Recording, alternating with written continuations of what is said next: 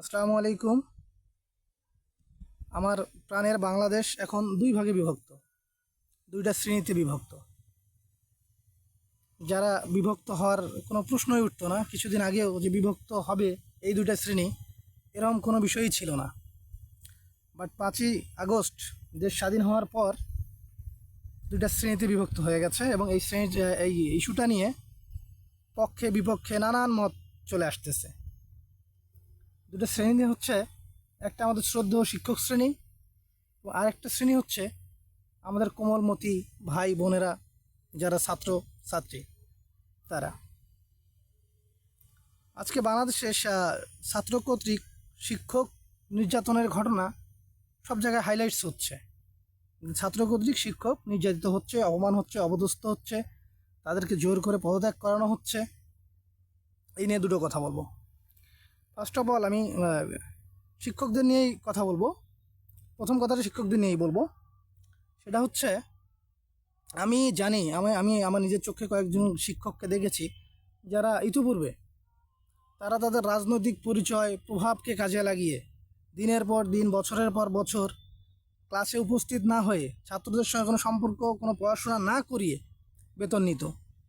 তাদের মন যেভাবে চাইতো তারা সেভাবে কলেজে আসতো, স্কুলে আসতো, সময় হলে বের হয়ে যেত এবং তাদের মতের বিরুদ্ধে যদি কোনো শিক্ষক দাঁড়িয়ে যেত তাদেরকে তারা অপমান অপদস্থ করত।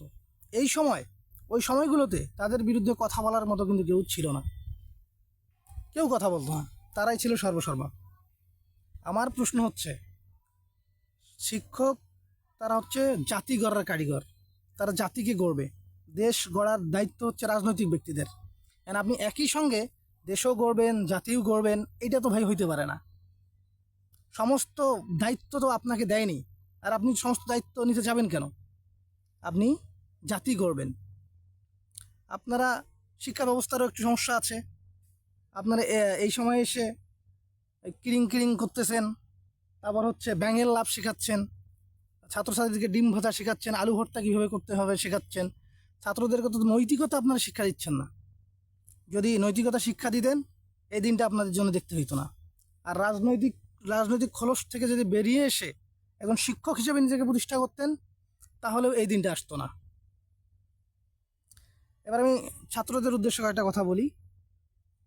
ভাইরা আমার, আপনারা অনেক সংগ্রাম করেছেন, দেশের জন্য অনেক যুদ্ধ করেছেন, রক্ত দিয়েছেন, রাজপথ কাঁপিয়েছেন, অনেক কষ্ট করেছেন, দুর্নীতিগ্রস্তদের শাস্তি করেন। কিন্তু দেখবেন, কখনো যেন কোনো ভালো মানুষ, কোনো ভালো শিক্ষক, কোনো ভালো অভিভাবক যেন আপনাদের দ্বারা নির্যাতিত না হয়। যারা অসাধু, যারা দুর্নীতিগ্রস্ত, যারা ক্ষমতার প্রলোভন দেখিয়ে দীর্ঘদিন লুটপাটের সঙ্গে জড়িত ছিল, তারা শাস্তি পাক, অসুবিধা নেই।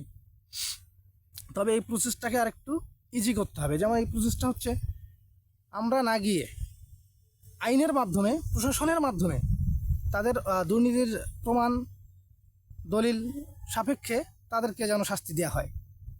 নিজে থেকেই এটা করতে যায়েন না। যত হোক শিক্ষক তো, পড়িয়েছে তো, গুরু তো।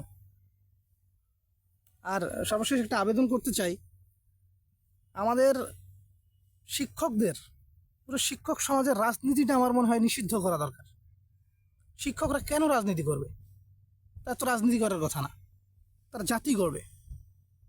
যে জাতি তারা গড়বে, এই জাতি পরবর্তীতে একদিন নিজেকে ডেভেলপ করে একদিন দেশ গড়বে, সুন্দর একটা দেশ আমরা পাবো।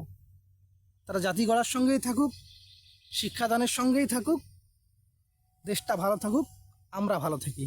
আল্লাহ হাফেজ, আসসালামু আলাইকুম।